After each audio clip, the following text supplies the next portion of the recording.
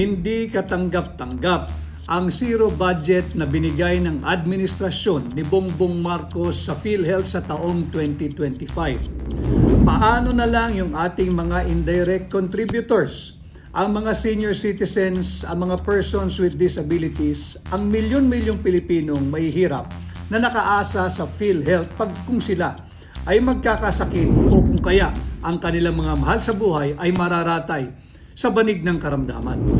Maling prioridad ang inuuna ng Marcos administration. Inuuna ang kanilang pamumulitika gamit ang ayuda. Kasama ako ng milyong-milyong Pilipino na mariing kinokondina ang zero budget na nakuha ng PhilHealth sa taong 2025.